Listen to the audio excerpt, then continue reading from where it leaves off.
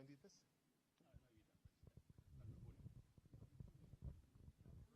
Um, and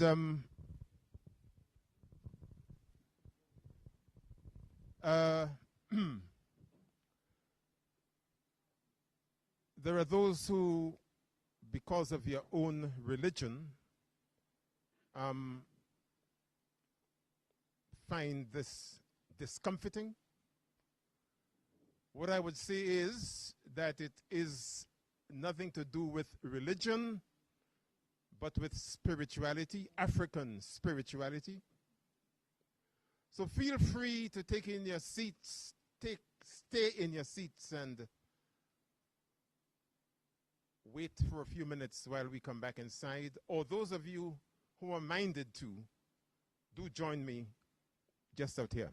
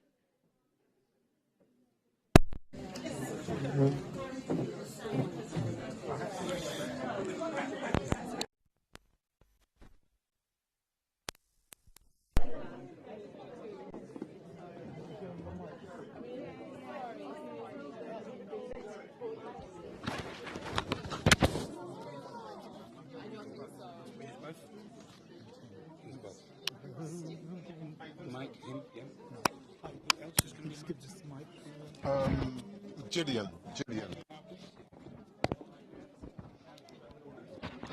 I can't. I'm miking you up, yeah? It's more comfortable to just do his little I just start. Yes, fine. And then I'm after your happy. conversation with Gillian, you will call if Yolanda. Yes. Oh, Gillian would. Yeah, one of us. Yeah. Okay. Just let people settle down for a bit. I can't find my tissues, folks. Okay. Just leave this area because we're live. We're on the same link. Yeah. Okay. Great. Okay, fine. Must have helped. Sorry, I beg your pardon. Oh God! Oh my God! No! You shouldn't be in this. You should go in on the inside. Oh my God! Look at this. Sorry, man. Oh God! I couldn't save them all. I had to say to sit. Sit. But there's some. But how many bags have you got? I mean, most of the people would have come by now. How are you, sis? Congratulations! I need to do a quick shot for you for the BBC. Is that okay? Yeah, absolutely. Yeah. But you can have my seat. No. I'll sit with you. Come on. Hey, Yola, come and sit near the front. Yeah, but let's see what seats we've got. Come and sit near the front and take a chair at the front. I can't find my tissues. You can sit next to. I thought I had them. Yeah, but listen, me and Angela will sit. You sit down. Oh, I found them. Kingsley, you can sit there. Yeah, come on. Right, so I'll find us a seat, seriously. so there's Juliet as well. Yeah, where's Juliet? Thank you.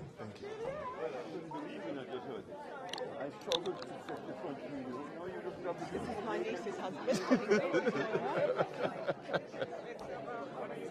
Oh,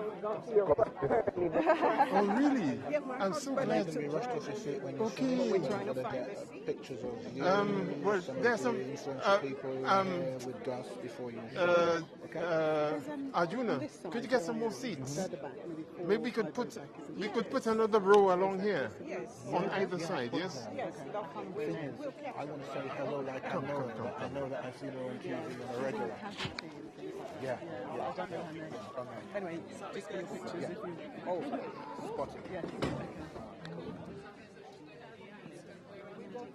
Yes. Your mic up? Yes.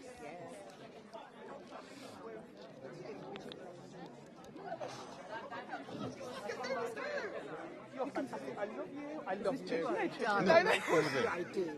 Yeah, any one of those that's three. That's Yolanda. Yes. That's typical you. You're amazing. You need to do a podcast. I will watch it. Everyone will listen. Yeah, seriously. Why don't we all do a podcast together? There's an idea. Anyway, are you going to sit here? No, you sit there. No, because I'm going to be sitting up there. But you should. What about Tunde? No. Oh my gosh! Trish. Hi, Chidi. Okay, I need you to drink. I Sit need here.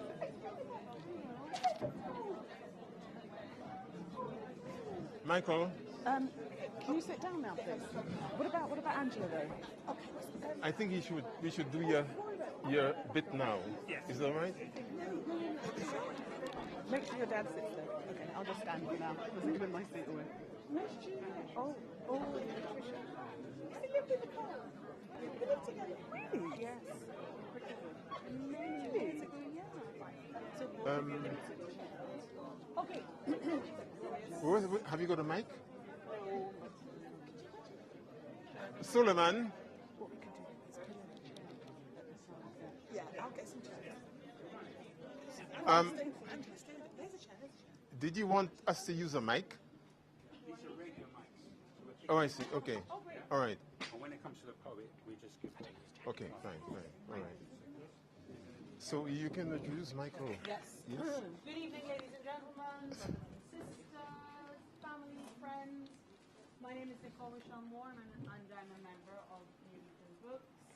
And I'll be doing a little bit of hosting for part of the evening. But before we go any further, I just want to let you know that this evening's event is being live streamed, because there are people, of course, across the continent who are quite interested in being a part of this evening, even though they can't be physically here, especially family members of people who are highlighted in Gus's book, Blazing Trails. And so we know that there are some of you who do not want to be filmed, and so during the Q&A, questions will be audio recorded, and the answers will be on film. Okay? Before I go any further, I'd like to introduce to you Michael LaRose, one of the directors of New Beacon Books. New Beacon Books, of course, the publishers of both.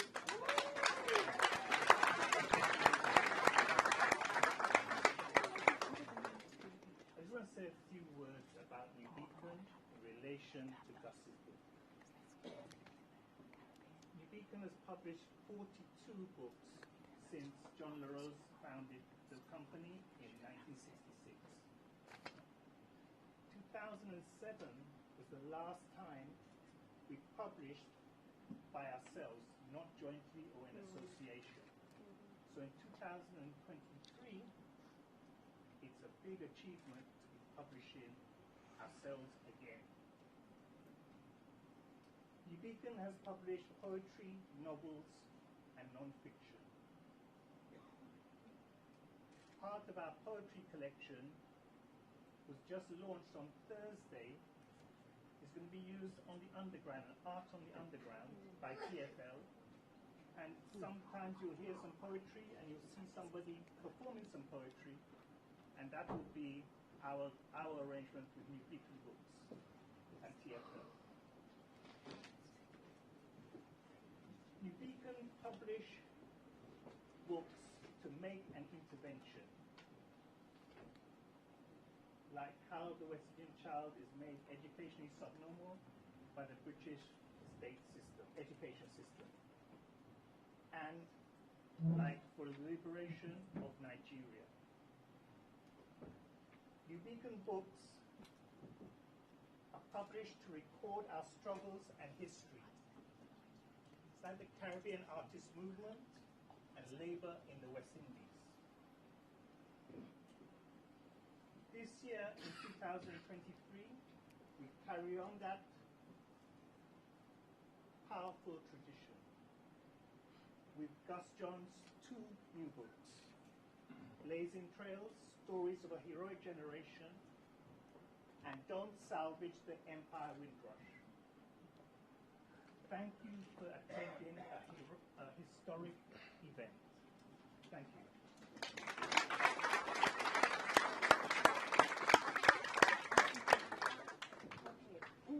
Thank you. Live stream details. How do we send out live stream details to people who would need that information? Okay. So our guest, of course, Professor Gus John, in conversation with Gillian Joseph, and I'm going to give a little information on both of our speakers, if you like. Gillian Joseph, more than 30 years of broadcast experience, and currently presents Sky News at 10, and can regularly be seen across the rest of the Sky output as well as reporting on the road. I quite like the fact that you never stop being a kind of on the road journalist. That's a really not everybody. Having started with the BBC in Manchester before becoming a radio reporter and producer with Radio Merseyside.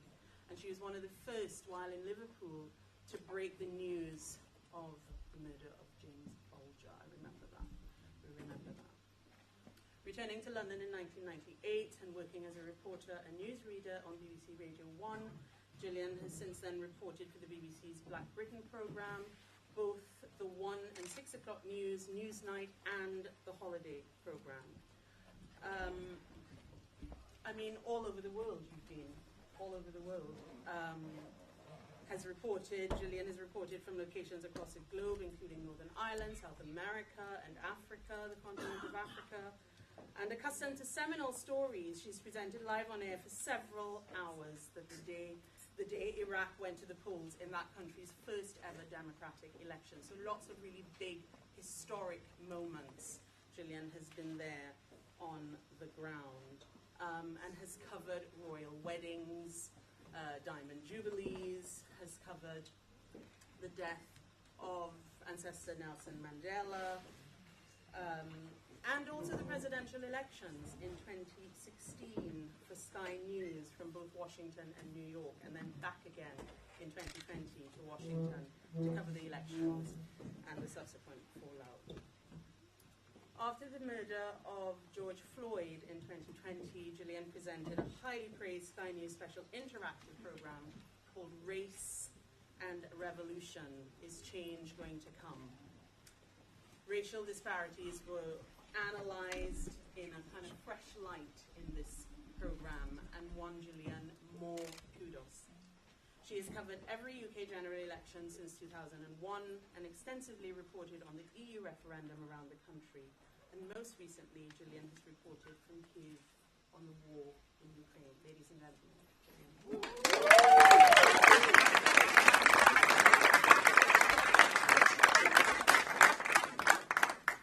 Gus John. Look, he's giving me looks, already. Professor Augustine Gus John. Born in Grenada but has lived mainly in the UK since 1964. Gus was a member of the Campaign Against Racial Discrimination, known as CARD, in the middle to late 1960s, and was a member of the Council of the Institute of Race Relations in the early 1970s. He started the first black supplementary school in Oxford in 1966, and while still a student of theology, we could have lost him to the priesthood. Did you know that?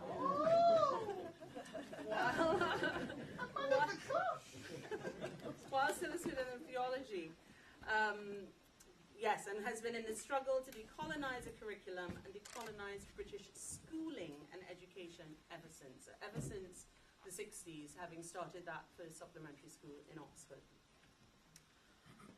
He is a scholar activist who has done notable work in the fields of youth and community work, education policy, the role of schooling and education in promoting social justice, school improvement, management, and international development. Since the 1960s, Gus has been active in issues of education and schooling in Britain's inner cities such as London, Leicester, Birmingham, Manchester, Glasgow, and since 2017, Cardiff. His seminal report, published in 1981 in the Service of Black Youth, a study of the political culture of youth and community work with black people in English cities, was something that sort of changed the kind of minds and the kind of thinking of those who engaged with it. And we wish that more would have engaged with it.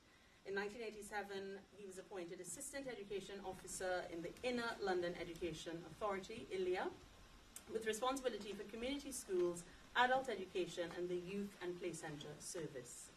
And it was when in 1989 Margaret Thatcher, you remember that name, abolished the ILEA, Gus was appointed Director of Education in the London Borough of Hackney, becoming the first black Director of Education in Britain.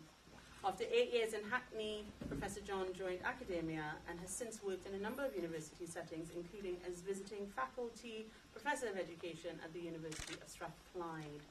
You know when you're kind of glowing? I don't want to say perspiring, but my spectacles keep slipping down my nose. So if you see me doing that. And he did that for 10 years. After the Labour victory in 1997, remember that? General election? He was one of the advisors to the then Home Secretary Jack Straw and was instrumental in constructing the Race Relations Amendment Act 2000. In 2010, he published the Case for a Learner's Charter for Schools, guidance on placing the child at the centre of learning, and doing so in compliance with the United Nations Convention on the Rights of the Child, always passionate about putting children at the centre of learning. He's currently an Associate Professor of Education and an Honorary Fellow at UCL's Institute of Education, where he has done notable work at the London Centre for Leadership and Learning. Between 2006 and 2014, Professor Augustine John was a member of the African Union's Technical Committee of experts tasked with working out the modalities for making the global African diaspora the 6th region of Africa.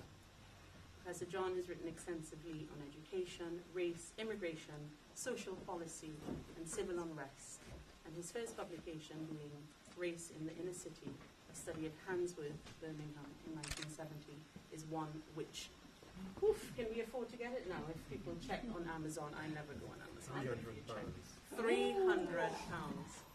So, yeah, still very much worth getting. Ladies and gentlemen, I present you Professor Gus John.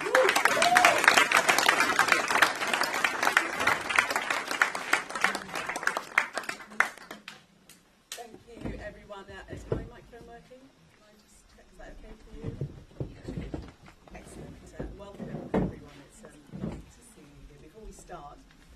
I'd like to say it's my absolute pleasure to be here today. I'm honoured to know Professor Gaston. My family and I love him dearly. I'm here today. He is all those things that Nicole listed and more, but most importantly, he's a real human. I hope you understand what I mean by that. I'm further honoured that 2 members of my family are included within the education chapter in the book.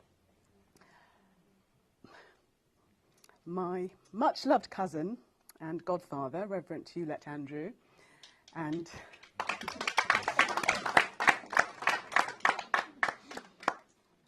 my beloved and forever missed mother, Victoria Joseph.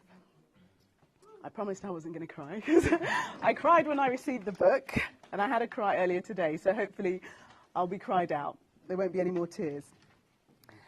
So let's move on. Let me just quickly share a few things that have been written about this book. A fascinating and long overdue collection, a rare volume. That's Hakeem Addy, Professor of the History of Africa, University of Chichester. I'm inspired by these portraits of anti-racist heroes and sheroes in England and the Caribbean. Readers of this book are well rewarded by the careful, passionate scholarship of Gus John. That's Abdul Al-Kalimat, Professor Emeritus at the University of Illinois. This book restores those hidden, blazing pioneers, both radical women and men, to our collective historical consciousness. Dr. Amma Baini, University of Liverpool. In these 22 narratives, Professor Gus John pays tribute to a truly heroic generation. 22 black individuals whose lives were dedicated to the struggle for racial equality and social justice. That's by Dr. Marie Charles, founder and director of Many Faces in Teaching. So just some of the written thoughts about this book. So we're going to have a chat about the book and maybe some other things. And then we're going to have a poetical performance after. But before that also we'll do some questions and answers. So have your questions ready, so there will be time for you to participate. So, Professor, funeral eulogies, obituaries and tributes, an unusual starting subject for a book. Where did the idea come from? Why did you think of that? Oh, is it?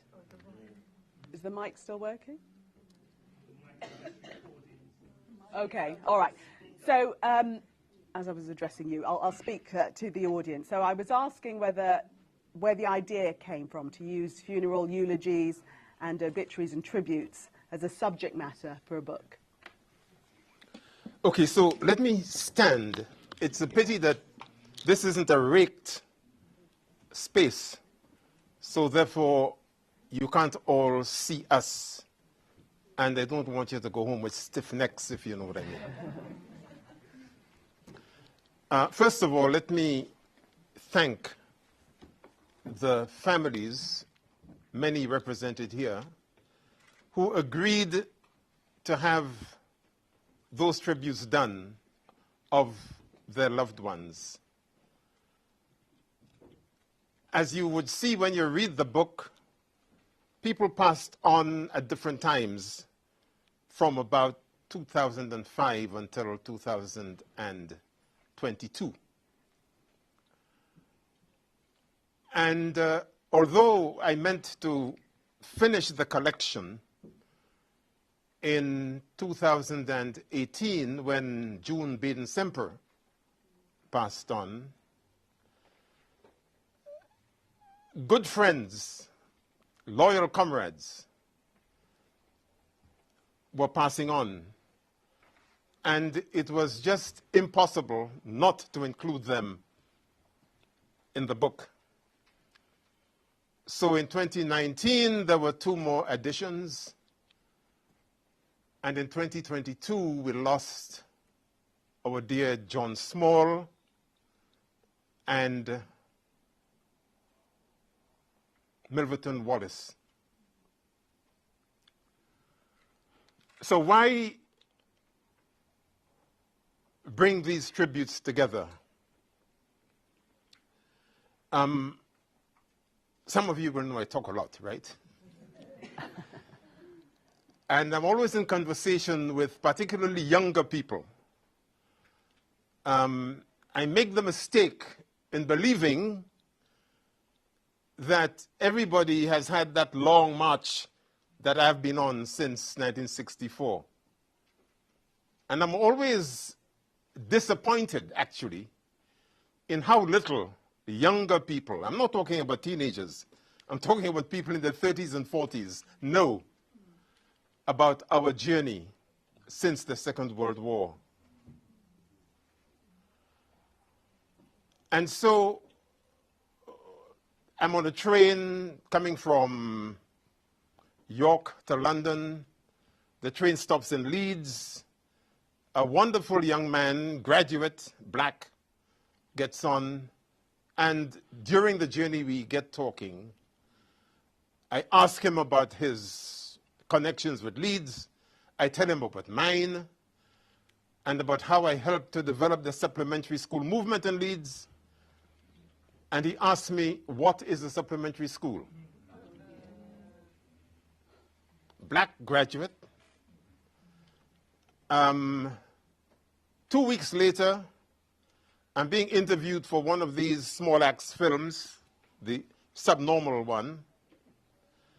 And the woman interviewing me was a highly talented black graduate. And during the intermission, I asked her what she studied at university.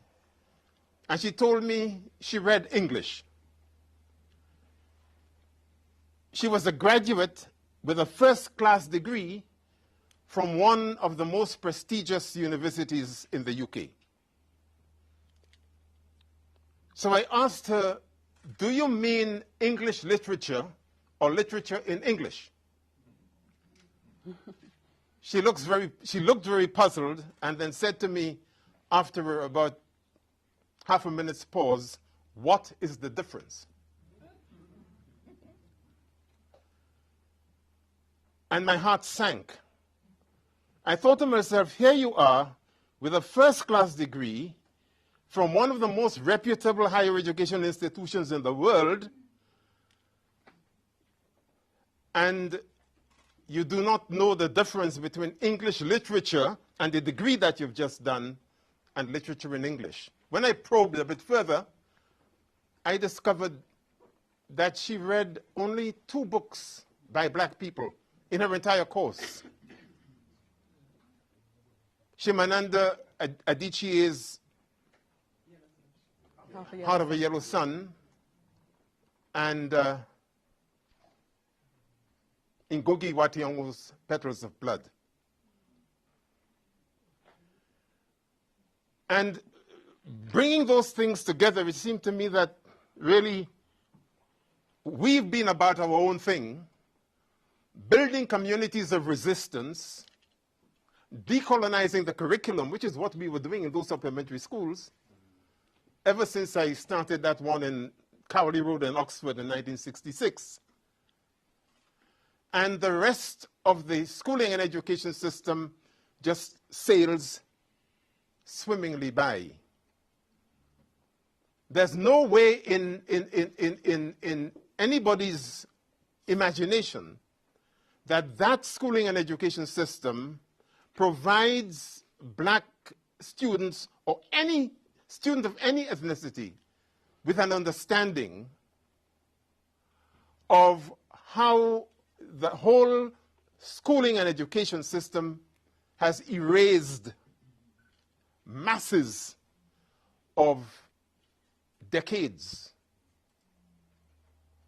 of cultural products, of knowledge production on the part of people from Africa, from Asia, and non-European parts of the world. And it seemed to me that given what we distill of people's lives when we write these eulogies, and how rich that information is. Okay, I know that in the book, I wrote quite a number of them myself. But when families write their eulogies and they deliver them, when people like me and that veteran obituary writer who's amongst us, Dr. Margaret Busby, writes all of these eulogies, we're telling the world something. And in honoring those about whom we write, we honor ourselves. So for me, it was really a labor of love to bring all of those things together and make it available. I want that book to be used in every school so that children of any ethnicity could have an understanding of how, two things, how our presence has impacted British life and culture over the last 6 decades or so, and how important it is that they do not circumscribe their learning around those European-centered curricula and what have you that's being rammed down their throats in school.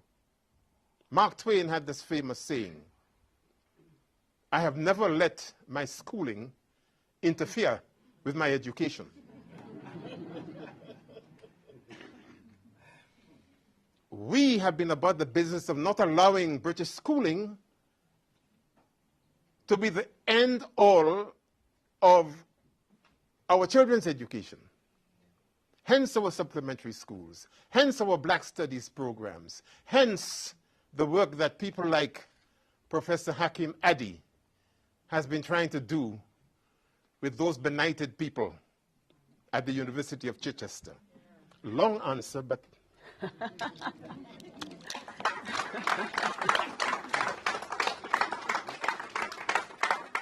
If only all my interviews were that easy, that I could just ask one question and they take it away.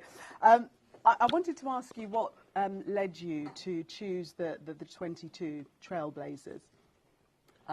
What inspired you about getting involved in their stories? I know some of them, well, I know in terms of my family, you had a personal connection with and worked quite closely with. Okay, it's an interesting question. I think I chose those people because I did have that connection with them. As an educational practitioner, as a political activist, as someone who, to some of them, even acted as a mentor.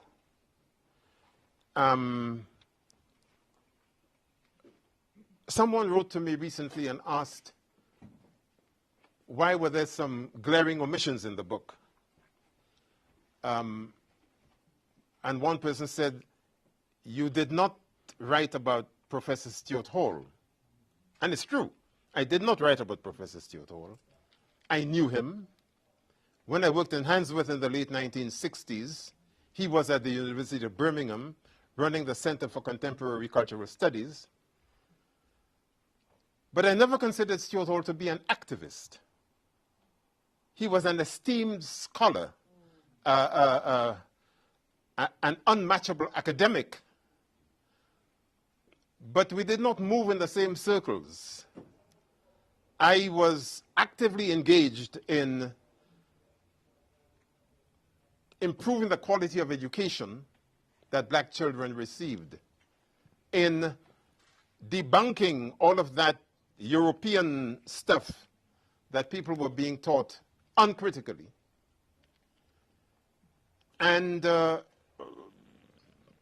mean, whatever it may mean, I've always identified with people at grassroots level, which is why when I was studying theology at Oxford in the middle 1960s, I spent more time in Cowley with car workers from around the Caribbean, the men and the wives working in the Radcliffe and Churchill hospitals, than I did in the priory singing Gregorian chant. And to this day, I confess that it was a much better and more productive choice. So that was the reason. I really connected with, when you read the thing, you would see they were particularly present to me in so many ways. And I was able to write authoritatively about them, both in the eulogies and in the obituaries that I published, for that very reason. So it is A, the personal connection, B, being on the same journey, so to speak, in terms of the struggle we were having to affirm our own creativity, to break down barriers, to challenge government, and to make sure that people did not continue to have such a poor view of us, that we were being excluded simply because the society had an obsession with validating white people automatically and always wanting us to prove ourselves. I suppose I should stand, actually, and take your lead for those at the back. I'm just going to probably do one more question to Professor John before we move on to the Q&A, so just to alert you to that. So I just wanted to ask what you hope people take away from this book. What lessons would you like them to learn? And what is the overriding emotion that you'd like them to feel having read this book? Okay, thank you for that. You will have noticed, my friends, that there are 2 books being launched today. There's the Blazing Trails, which talks about the families and the loved ones whose families are represented here, who are friends, professional colleagues, and so on. And there is this one, Don't Salvage the Empire Windrush. All right. There's a connection between these 2. And I think it's important in answering that question that I explain what the relationship is between those 2. As I said, I started writing this at least 3-4 years ago and gathered together the eulogies and the tributes and obituaries and so on, and were trying to put them into some kind of order, for which I was greatly assisted by my colleague, fellow visiting professor at Coventry University, who is with us here, Professor Judy Friedberg, who used to be the editor of the higher education section of The Guardian. Judy and I worked on this. In fact, I harassed the poor woman incessantly until we knocked it into some kind of shape. And Judy, I'm really very grateful to you for the time you spent and your patience Is Judy here? with me. Yes, Judy is here Stand somewhere. up, Judy. Oh, there. Okay.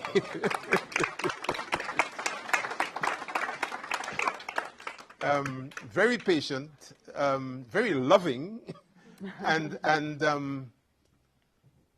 she tolerated all of my foibles. And I tell you, there are many. There were many. So what's the connection between these 2 things?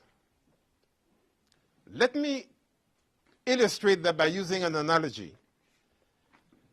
It might sound a bit crude. It's not offensive.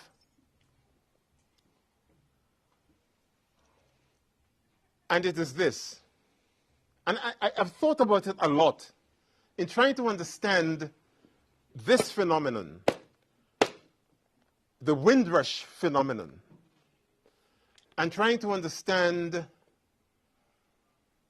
why it is that late 80s, 90s, after every 5th or 10th anniversary, the Windrush story comes to the fore, and in this last period, June of this year, it was completely ridiculous. Okay. The analogy is this.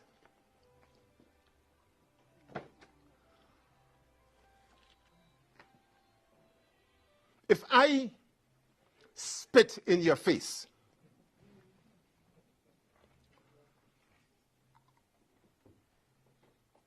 demonstrating my contempt for you, the fact that I feel superior to you, and the fact that I have the power to do with you as I like, and then I walk away, and you run behind me in order to kiss my ass,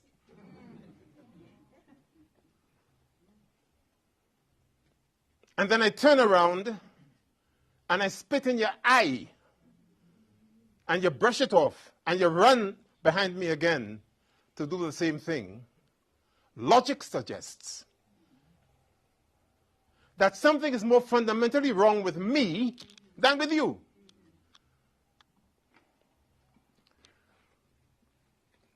It suggests that I am in a very poor state of disrepair. It suggests that I have no sense of agency. And it suggests that I do not feel complete unless I have your validation.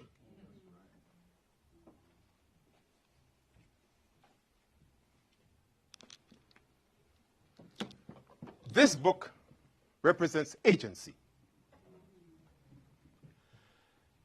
Everybody represented in here was about the business of building communities of resistance.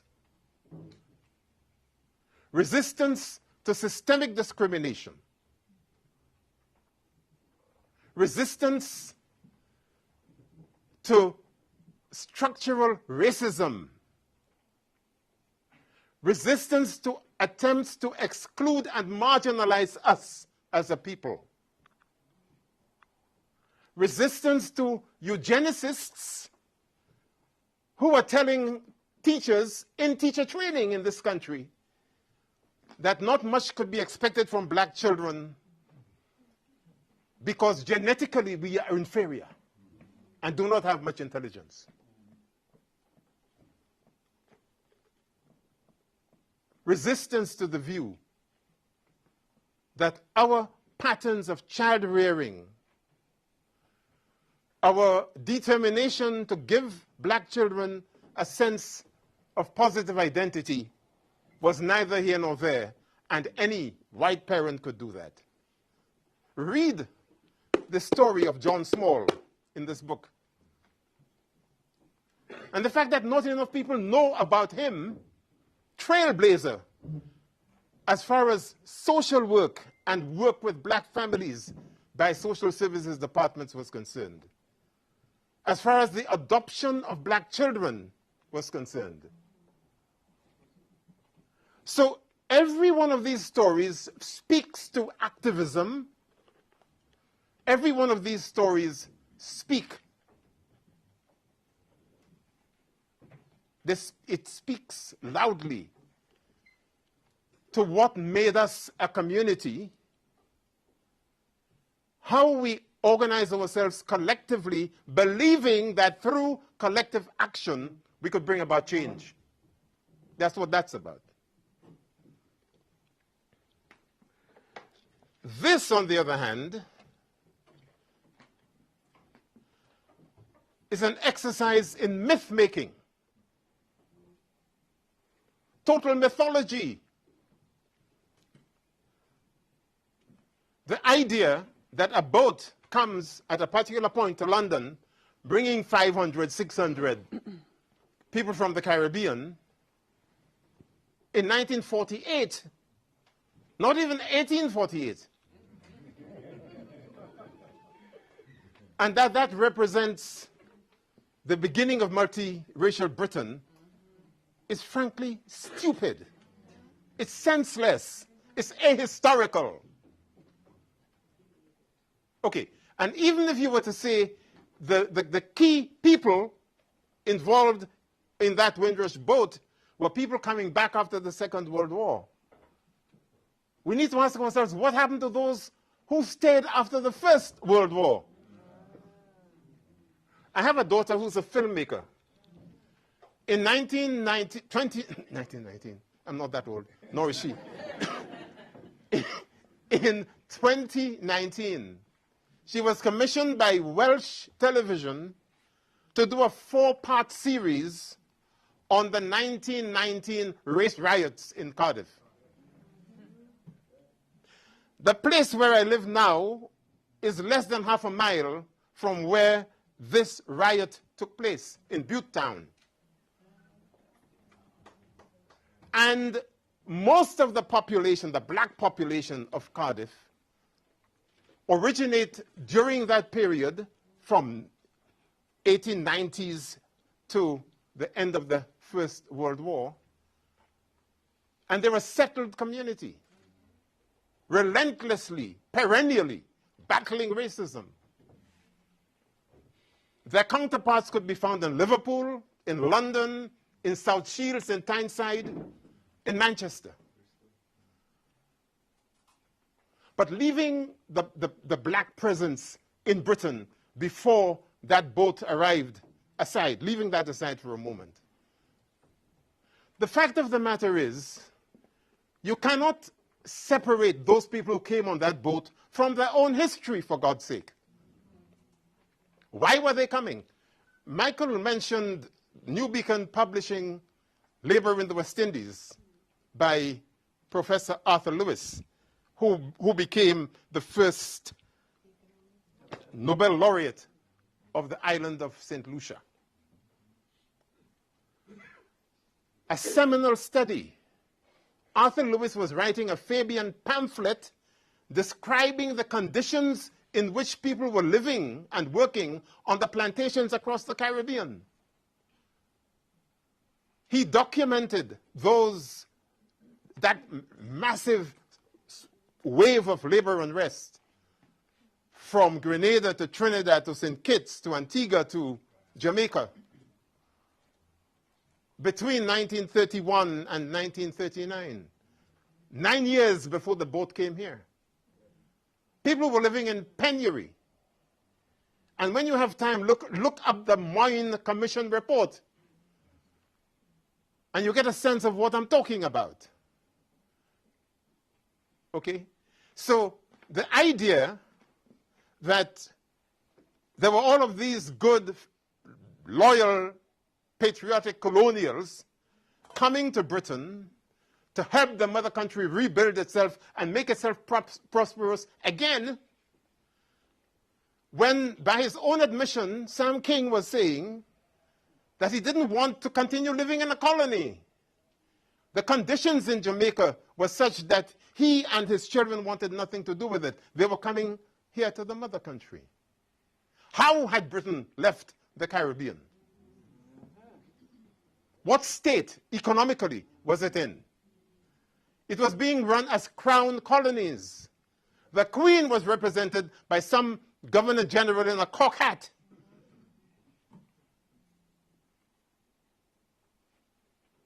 And when my father came here in 1957, having had to go to Aruba to work in oil refineries for the Lago Oil Company himself, that crook that became the Prime Minister of Grenada, Eric Gary,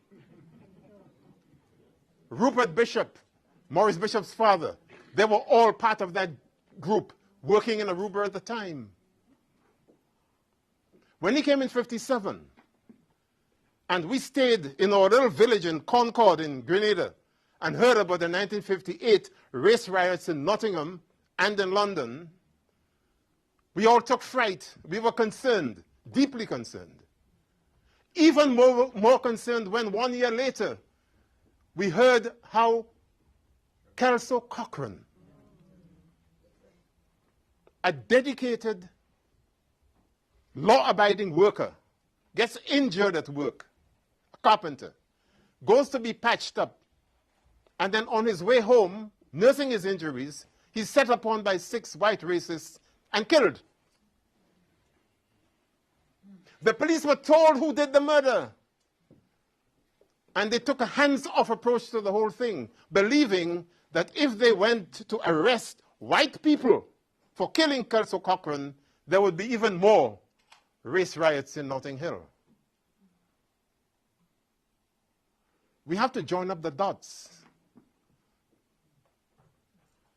And I can't for the life of me understand how any intelligent person could want to boast about coming here to help make Britain prosperous again. Britain couldn't give two monkeys pink backsides. About the fact that we were living in penury, no compensation. Laura Trevelyan yesterday decides to go and give £100,000. £100,000, pocket change. How people could spend that on a barbecue in one weekend, for God's sake. And then the Draxes and the Lascelles and God knows who else. So where's our mind? Now you would understand what I mean by my anecdote, my example at the beginning. So really what I'm saying is, this teaches us and the whole nation about what we've had to overcome. The people whom we see on television these days and have been used to as black actors and actresses and what have you over the years, Empire Road, the barbershop thing, whatever it was called, Desmond's, and so on. Carmen Monroe, Norman Beaton, the whole lot of them. Mona Hammond, Rudolph Walker, Corinne Skinner Carter. Those people would not be there and as prominent as they became but for the work of Pearl and Edric Connor.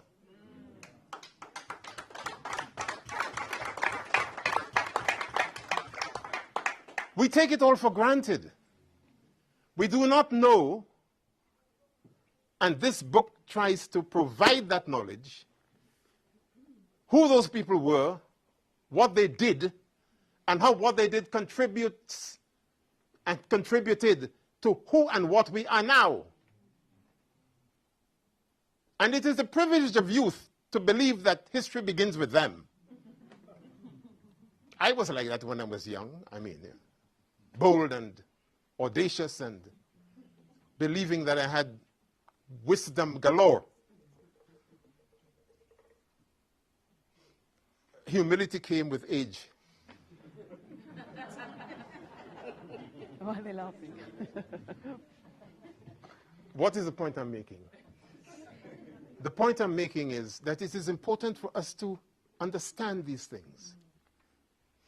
For us to understand what Winston Best did as an educationalist, as a school inspector.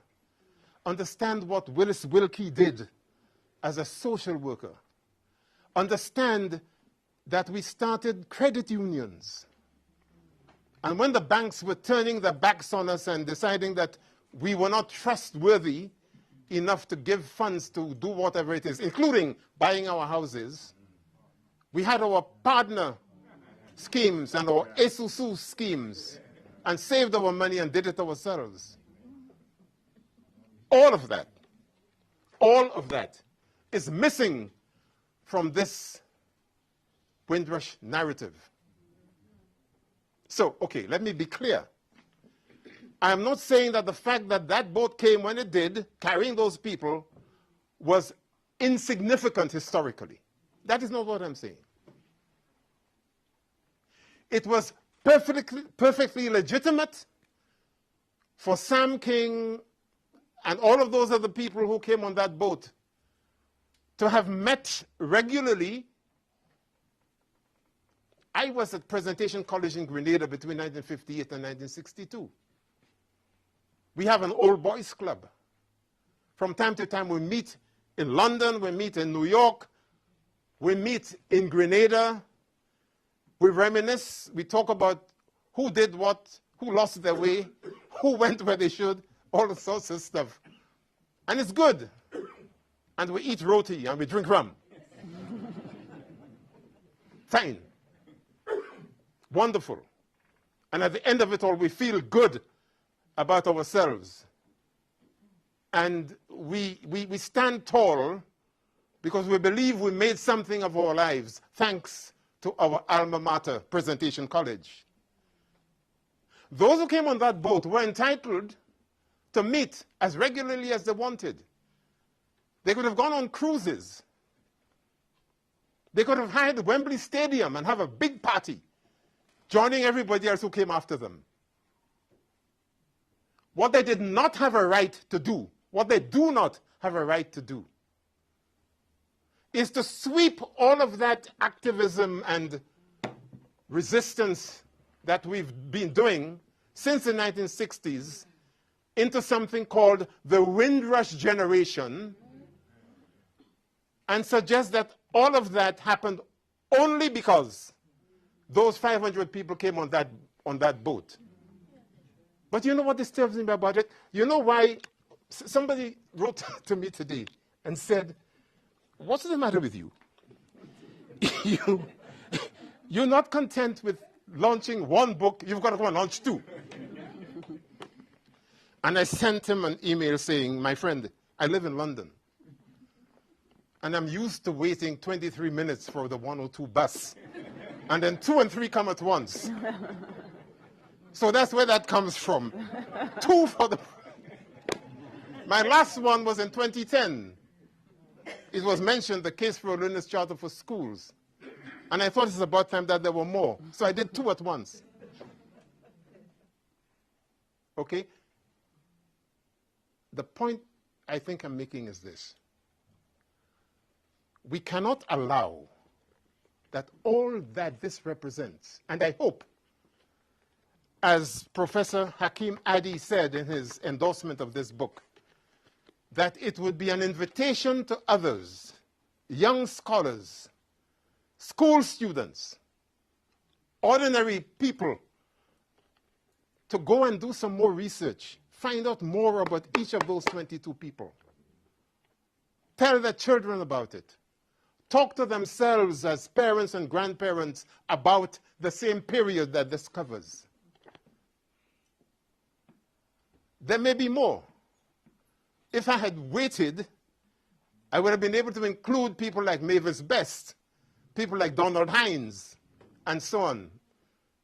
It would have been like War and Peace by the time I finished. And I would have been 85 years old. So I'm happy with this. It doesn't mean that it should be the only one or the last one. And I want, again, to thank the families who have been very generous with their own contributions and comments and giving me the permission to include them. Let me make one more point, and it is this. Michael didn't say it at the beginning, but some of you will remember that a couple of years ago,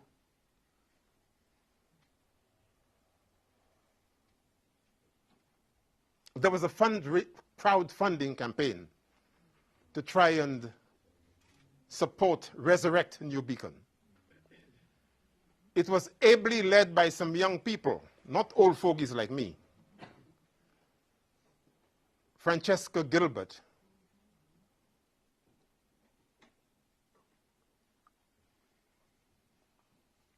and her friends, a lot of them, including Nyasha Fraser. And they worked, organized it, used their superlative social media skills and so on. And that crowdfunding campaign raised £80,000 for New Beacon.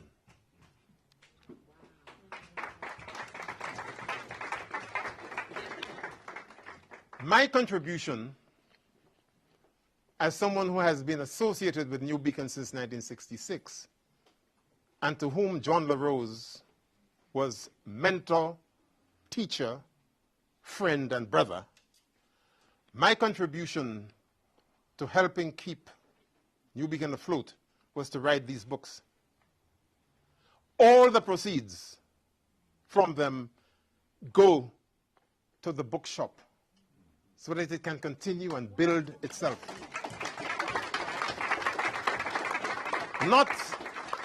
Not 1 penny is reaching the pocket of Gus John. And I'm saying that to implore you to make sure that this man doesn't go home with one copy. You are under strict instructions to buy them all.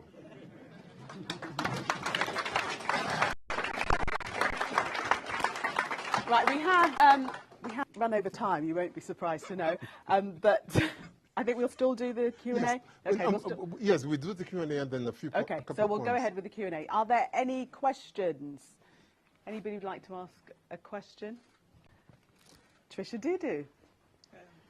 Professor Christian, we all know you, and you know we've all come across you. You're amazing. I can't believe I'm sat in front of Moira Stewart. Oh my God! sorry. But what keeps you going? Because you could easily just, you know, have an early retirement, just have an easy life. What keeps you going? What is that flame that just keeps you going for social justice? I deplore bedroom slippers.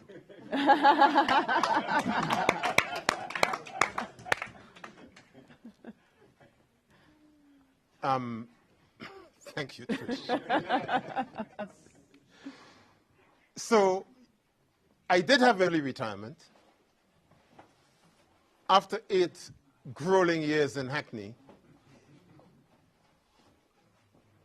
I retired in 1997 at the age of 52.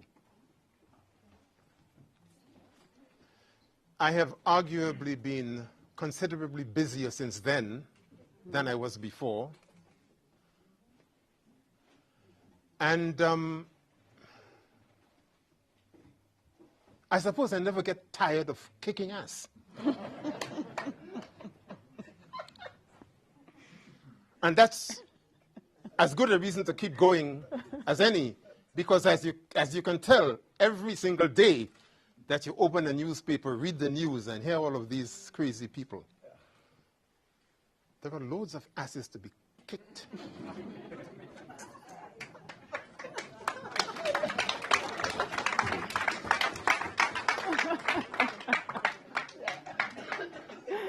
Oh, this was going to be a man of the cloth, we must remember. Any more questions? This lady here. Do you want to stand up? Oh, stand up? Yes, why not? Oh, greetings, everyone.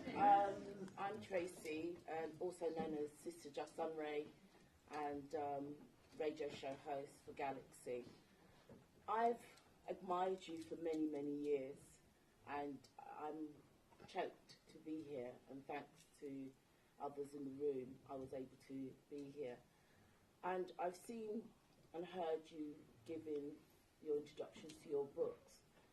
And considering how things are now, and I would say we have gone backwards in so many ways, I feel like it's history that just keeps repeating itself. The establishments keep saying the same things, it's just by somebody new. What would be, as an activist, doing the work that you have been doing? I remember working with you when you was working with the group Racism Against Racism And Children's Resources, yes. I lived in Devon at that time, and I used to drive all the way from Devon, and you were part of that management committee, and you've never changed your tune. Considering where we are today, what could we do to ensure that we don't keep making the same mistakes?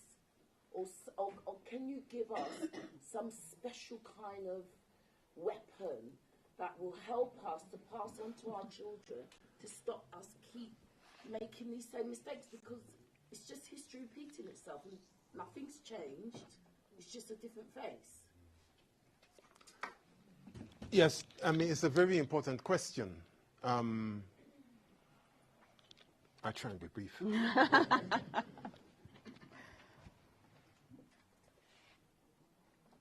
Well, writing this stuff is one contribution to the agenda that I think you're talking about.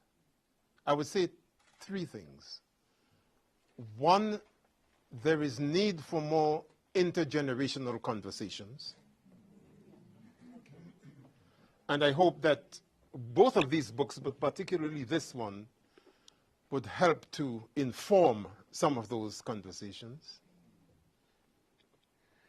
We need to be more alert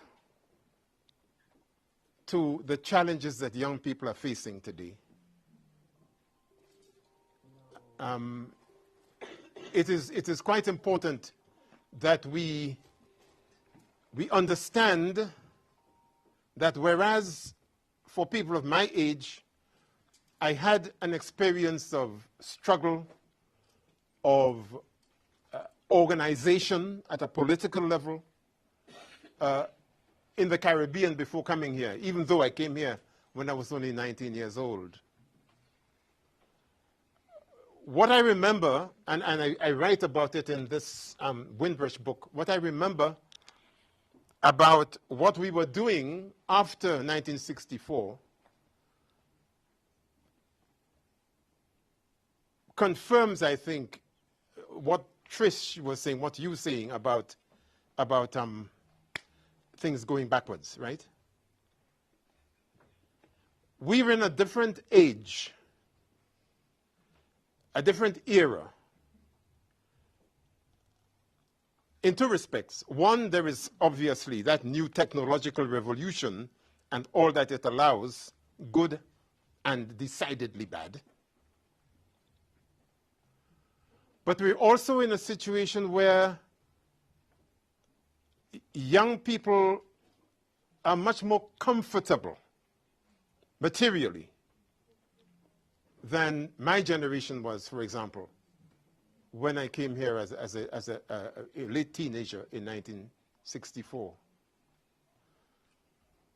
But whereas my parents and uncles and aunts and that whole generation imparted to us some values and a sense of self and belonging, even though racism was trying to tell us that we did not matter. Most of what the young children born in this country, going to these schools, have experienced has been hostility and negativity. Even those who succeeded, judged by educational attainment, have been bereft in their understanding of themselves and the sense of confidence as black people. The question then is, how do we move from where we are now to the future that they need to build if all of that gunge from the past is not going to be repeated? That's the challenge. How do we support them in developing the tools with which to build that future? For the young children of my generation, we did have the Saturday schools. We did have the Easter colleges and what have you, where we affirmed and displayed our culture and our cultural products and so forth. We did have the Black Theatre Collective, Talawa, the Black Film Collective, and all of those, John Comfrey and those people. We had all of that. The Keskidi Center was an amazing place in terms of the development of people like myself, Linton Kwesi Johnson, Tyrone Williams, and all of those people.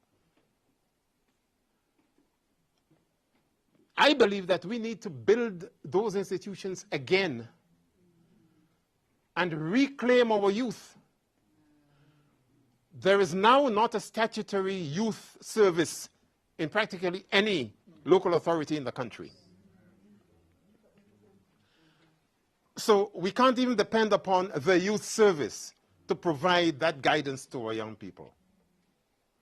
That's why they've thrown on one another and all of that nonsense, and they're being exploited mercilessly by people who look like themselves,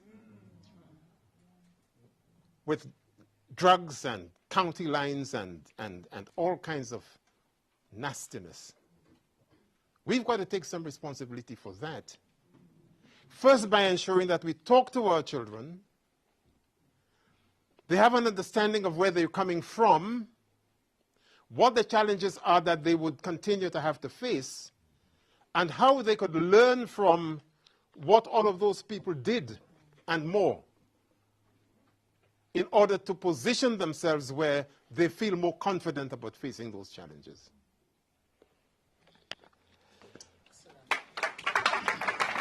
Taking more questions?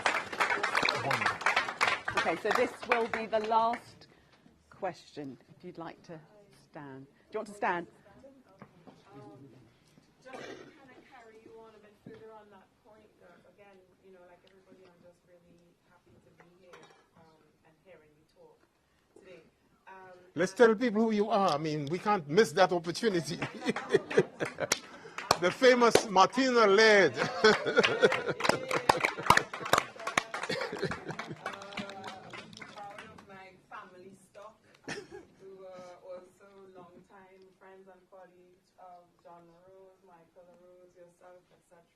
So I'm very proud to be here representing. Thank you. Thank you. And following on from what you're saying about young people and about Francesca going online to create a campaign and all that, I'm wondering if you could comment maybe on the possibilities that the dreaded internet could offer in terms of Saturday schools and supplementary schools, because like when Francesca was doing that and the whole world was in lockdown and education went online. Yes. I mean, granted, it continued to be a place of inequity because of, you know, access to internet and access to computers and the like. But at the same time, it does present possibilities. I'm wondering, and at that time it occurred to me, how could we use this to recreate, because we need those Saturday schools back. Sure. We need them. We need those supplementary schools. What do you think about that? Two things about that.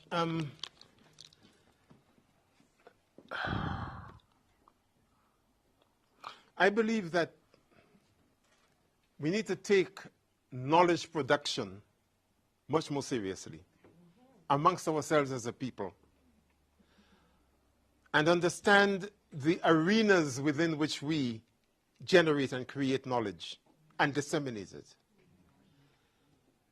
One of the reasons why, although sometimes I feel very dejected, one of the reasons why I have an abundance of hope is because of the young people around me and what I see them doing. Hugely creative, powerful in the sense of identity and who they are, and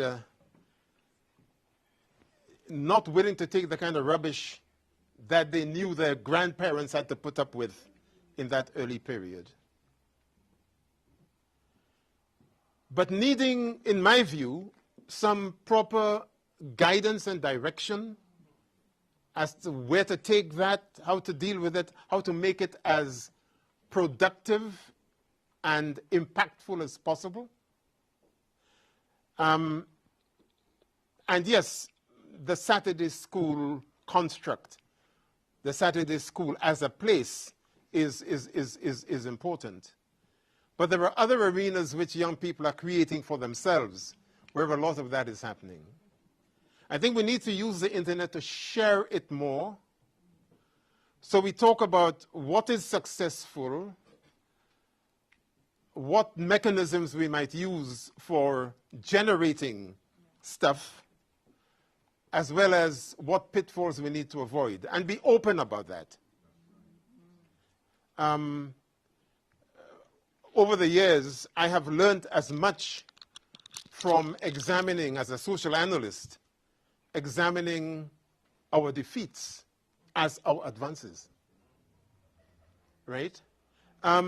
So I think that becomes important, and we can all create the arenas in which that could happen. Even when I was a director of education, I used to mentor at least 6 young people every single year. And I continued doing that for some while after I finished. I mean, even when I was at the University of Strathclyde in Glasgow, I found the time to do it with people in London and Manchester. And I would like to think that, you know, the older I get, is the more useful I can become in that respect. But we also need to demand that the state doesn't write off so many of our young people and create opportunities for them to be creative and lead fuller and more meaningful lives. One of the problems we have now is that, in a sense, we've all become too comfortable. When the National Front were kicking our backsides, and Column 88, and the BNP, and so on and so forth, and it was a question of survival and life and death stuff, because they weren't only doing packy bashing and incinerating people who look like they come from the South Asia in the beds. They, including in police uniforms, were doing nigger hunting. And we had to resist all of that. So we need to share examples of resistance, examples of construction, not just resisting, constructing in order that we could flourish. And we need to share examples of building community. And building community so that we could do the repair that is necessary. The repair not only because of historic enslavement and all of that stuff, decolonizing the mind and so on, but repair because of the constant trauma that our communities are experiencing. There are layers and layers and layers of trauma within our communities. It is unnatural for young people of 15 and 16 and 17 to be going to so many funerals where they're burying children of their own age. It's unnatural. In a country where we are not involved in a civil war, for God's sake. Right? So it's a matter of how we begin to get an understanding, an informed understanding of what these institutions are and what they are doing from nursery to university. And how, therefore, given that challenge, we organize ourselves so that we can give the best of ourselves and get the best out of ourselves. There's a huge amount of talent within our communities. And the repair requires us to be less individualistic in spite of the cult of individualism that neoliberalism promotes, and take responsibility for one another if we are collectively to take responsibility for the future. Right, we are really, really overrunning. But just to say, on the supplementary schools, there are still some in existence. I don't know if they run on Saturday or possibly in term times, but they are still in existence, so we can all research that. I'm just going to take one more question. I know I wasn't going to, but I've been appealed to by this particular person who I happen to be married to, and it will be very difficult for me when I get home if I don't take this question. So, Tunde, very quickly. I was hoping you wouldn't say that. I've covered myself. So I want to say to you that as a black man, I look up to you. Your book and the passion that you show in what you do, and especially when my mother-in-law died, very few black men. I'm going to ask you this question from a black man's point of view, because all the women have been asking questions. And my question to you is this: what is the role of a black man in ensuring that what we've done in the past doesn't happen again? Because we talk about these things, and we talk about these black boys especially stabbing each other. is there still a role for black men like you and me? And I follow you in your footsteps, because I'll tell you what, I look at you today and what you've achieved, and I've read about you before I came here, I read about you, I've followed you for a really long time. But what's the role that people like us have in the future of our community? Okay. These are all as brief as you like. as brief as I like.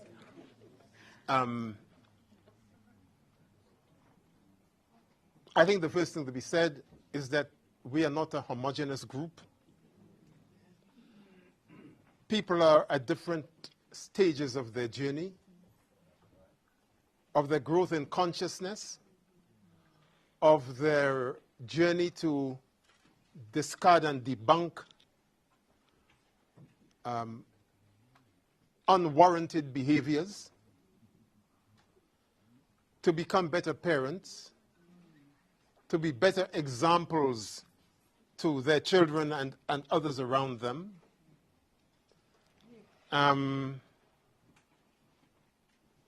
But at a personal level, at an individual level, to understand where our own power comes from, the power of masculinity, for example, and how that gets displayed in our interactions with others.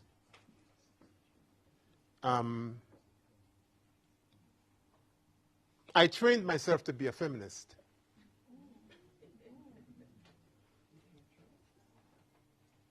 That deserves a round of applause. I demanded that my daughters were very clear about what they would allow any man to do to them or with them. And that my sons modeled the behaviors that I wanted men to bring to my daughters. Okay. And it's got to start at that level.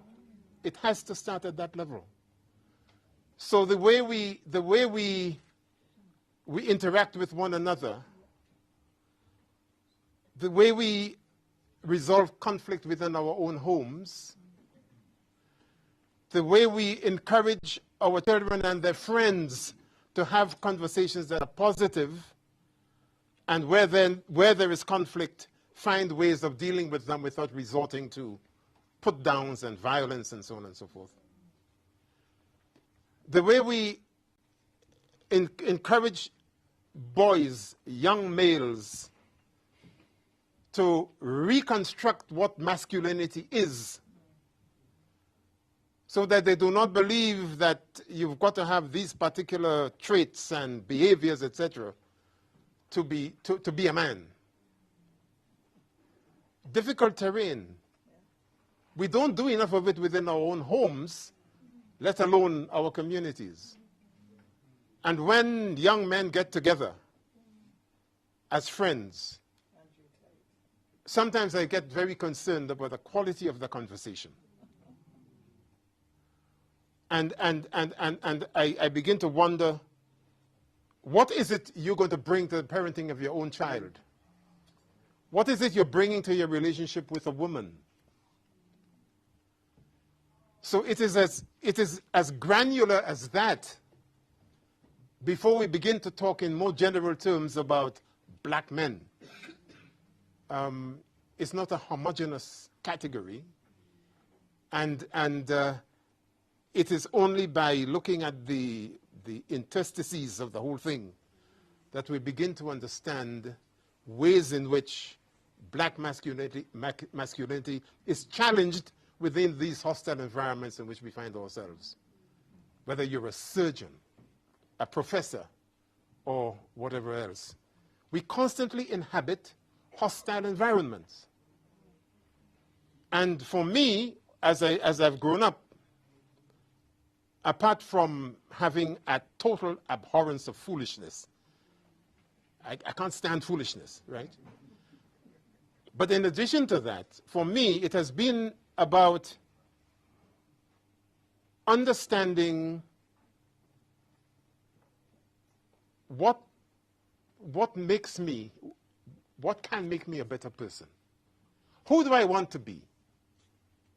What do I want to project to my children and those around me?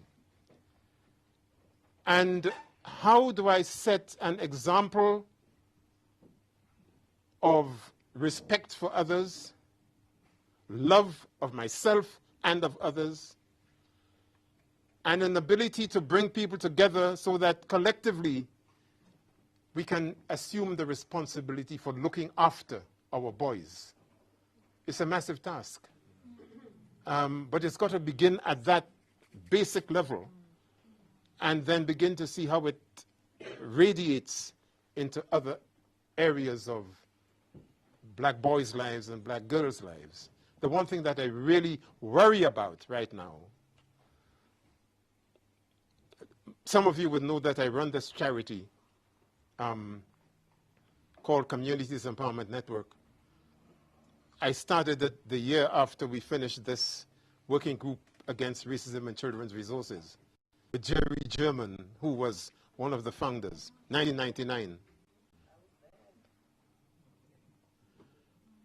One of the things that I'm concerned about is the attitude of black boys towards black girls, particularly on the axis of colorism. The number of black girls who go home distressed because of the harassment they get from black boys about how black they are, with black signaling ugliness. We have a lot of repairing to do. And we've got to address it at that level where people can feel free to come to talk to us about those things in a non-judgmental environment so that we can assist them in unpacking, deconstructing their own behaviors, where all of that stuff is coming from, and understanding the impact that their behavior is having upon girls who could be their own sisters. Wow. Right, that really was the last question. That really was the last question. I'd like to introduce... I'm a student from Hakeem Adu, and he just wanted me to mention that if you could all sign a petition and stand with us, you know what's happening with his course at Chichester. That's all I wanted to say. Okay. All right. Thank you very much for that. Yes, Professor John did mention that earlier on, but perhaps we can discuss in smaller groups how to get involved. We're going to hear now from Yolanda Lear, who is a spoken word artist, who's going to grace us with a piece. Yolanda.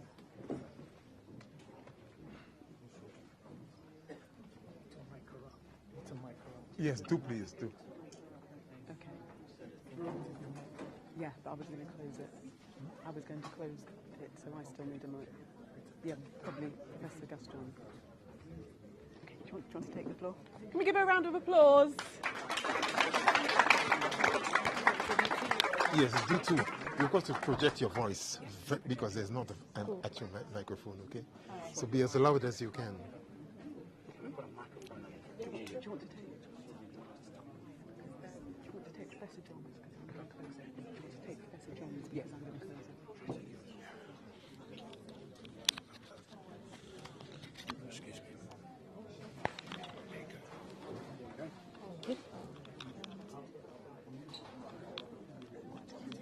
Let's go. Or shall I start now? Or? Can we have a bit of quiet, please? 22. Yolanda has got a finely tuned voice. And I hope that she can project so that you hear her at the back. But the more quiet we are, is the more we would hear what she has to share. Thank you for joining us. Thank you for having me. Can everyone hear me? Yeah? Cool, cool. I'll try and be loud. I am a quiet person, but if you can't hear me, just say so I can project a bit more. So I'm going to share 2 poems with you guys. The first poem I'm going to share is called Black and Proud. I'm going to read from my phone because I don't remember it. So I'm not ignoring you guys. I'm not being rude. I am reading it from my phone. broken in the past, but still we stand. Hurt in our hearts, but still we dance. Tears to fill the river now, but still we smile. We've been dragged through the mud, yet still black and proud. History proves that we should be worn out, but still we move. It's a constant fight. We have to struggle just to be right, just to be seen like I'm right here. But all they see is a shadow. And the shadow doesn't have emotions or a voice, so it's silence, no noise. Bottle up your emotions and move on. And it's only valid when businesses need to show that they are diverse. Then your lived experiences get heard. But don't get all excited because it's only for a moment. It usually falls on deaf ears once it travels through the channels. And the irony is, they get paid for your lived experiences. And in return, you still get to live them. I guess we should say thanks because I wasn't expecting any different. See, change comes from within. I mean, change comes from the community and then it spreads its wings. So I'm saying power to the people because we are powerful people. My brothers, can you stop falling for the traps of building felonies? And say, my sisters, can you please stop seeing me as your enemy? Because it's only through unity will we really gain freedom. See, we need to have one voice if we want them to listen. Because we are not lazy, we're tired. We've been carrying our ancestors' pain for years and still told to be silent. We are not lazy, we're hurting. Constantly told and shown how our ancestors were hunted, beaten, lynched, all because they wanted freedom. We are not lazy. We're lost. We're only shown parts of our history while the rest is hidden. Feeling like we're stripped of our dignities, we search for who we really are. We are not lazy. We're frustrated. Contributed so much to this country's greatness, yet still we're seen as the world's most hated. Or the world's most feared, but you've been giving us so much mixed emotions, so that message just ain't clear. We are not angry. We're broken. I mean, how would you feel if you were constantly told that your people were stolen, ripped apart from their families, raped and abused, and the only form of freedom they had was death? What would you do? I mean, how would you feel? We are not angry. We're confused. You paint us as the violent ones, but right through your history, violence runs through naturally, like it's a part of your blood just flowing through your body, or it's a part of your DNA, because without it you're lost, confused, not sure what to do. We are not angry. We're a product of you. Your corruption, torture, hunger for greed. You turn murder into a stage show and have the audacity to look down on us. You call my brothers thugs and my sisters aggressive, but never want to talk on who that behaviour is learnt from. We are not angry, but your actions make us a little disheartened. Why is it everyone else gets to tell our story, but the moment we try and speak, it's hush, hush, puppy. Like our views are not valid, or the words we speak just bring malice. We are not angry. We are just tired of being silenced. And that's the end of that one. Thank you. I appreciate it. Thank you. And this next one I'm going to share it kind of gives like a description, a definition of why I use my poetry, my words, and just life in general to be a voice for the voiceless, to be honest. I haven't got a name for it, so I'm just going to go straight in. I am not a product of my circumstances. I'm a product of resilience. Foundations were built strong. Manners and respect open doors that attitude just won't.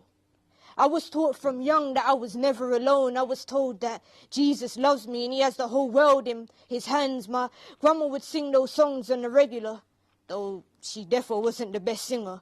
It was the message that counts, and the songs that stuck out the most was This Little Light of Mine. I am going to let it shine. Though back in the day I didn't know what it meant. The seed had already been planted, and I guess it took for life to water it. Growing up, I was told I had an old soul. I was called a prayer warrior, in tune with the spiritual. I guess that's why my love for music, that's why I'm in love with music, because They said that music is the language of the soul. And in my family's household, that was so. From the sounds of Elvis Presley to Garnet Silk or Lauryn Hill or Gladys Knight, my ears were constantly blessed. So I guess it makes sense why I think most of this modern day music is trash. Just a fun fact, remember the song that my grandma would sing? He had the whole world in his hand? That's actually an African American spiritual song. Yet I was only ever told the Western version. But that seems to be a common trait in history. We create something, then all of a sudden there's a new Western discovery. Take rock and roll, for example. They will tell you that Elvis Presley was the king of rock and roll, but they won't tell you about Sister Rosetta, known to be the queen of rock and roll, known to be a founder of rock and roll. We don't talk about her. It's not a name that many people know. Is it because she's black? Or is it because she's a sister? I'll let you decide. All right, back to the story. How I became me. Why I fight for justice and equality. I guess from young I knew that life was imbalanced. I couldn't explain it. I just felt it. I would see the wars on the news and I can feel the pain in people. It would tear me apart. You see, I'm an empath. I feel every emotion, all the pain in people's heart. I would always felt like I was carrying the world, but I couldn't quite explain that I was carrying the world. All these emotions that I was feeling, the hurt in their souls, which is a part of the reason that I don't really like crowds. Because if you know, then you know. Energy's real and I got to protect my crown. But sometimes the noise is too loud, even when I'm by myself. Which is why I'm thankful for my granddad introducing me to jazz, because that's a spiritual medication that the world needs more of. Because when music hits you, you feel no pain. Now there's an artist, the late great Hughes Masekela. He uses music to express the words of his voiceless community. But jazz gave them a voice when silenced by society. Mr. Masekela wrote a song called Soweto Blues, speaking on the Soweto uprisings in 1976. Around 20,000 children protesting a decision by the apartheid government in South Africa to make Afrikaans studied in school. Although Soweto Blues was written and produced by Hughes Masekela, it was sung by another queen, Miriam Makeba. These two artists constantly used their voices, talents, experiences to speak their truth without making others feel uncomfortable. They allowed our pains to really sing through each of their songs. If you get a chance, please go and check them out. Being introduced to them by my granddad and my mum, it opened my eyes to exactly what words can do. And it's artists like them that gave license to someone like me to use my words to allow our unsung truth to be spoken. They let me know that music holds power, but so does our words. They say the tongue is sharper than the sword. Now remember, I said that I feel every emotion. So the world's pain I can't ignore. It was building up inside me. Everything I was writing was a reflection of my depression. You see, in 2011, I lost my aunt to cancer. And then 4 months later, on New Year's Day, my cousin got killed. That was his birthday. And then 9 months later, my baby cousin passed. And then year after year, another person passed. All that pain that I felt, plus what was going on in the world, there was only one song that I felt that was the anthem that best suited at times. And it was a song by a Jamaican artist named by Egyptian. He speaks on how the times we were in were serious. Now I want you to take a hold of the fact that that song was written in 2006. You see, at that time, street violence was on the rise. Young black kings were losing their lives. We would hear about the state murders in America. I was aware of the hardships of the world, but I couldn't tune out. It became impossible to disregard, yet everyone seemed to do it with ease, but not me. It would burn me mentally. I knew I had to do something, say something, because if I stay silent, then I'm just as bad as those who were turning the world mad. You see, I felt like that for about 5 years straight, without being able to explain just how I felt, just what I saw. It felt like I was the only one who could not ignore. Now in 2017, that's when I realized that maybe I'm not. when the death of Rashawn Charles happened, it confirmed that we are in some serious times. People were saying that Rashawn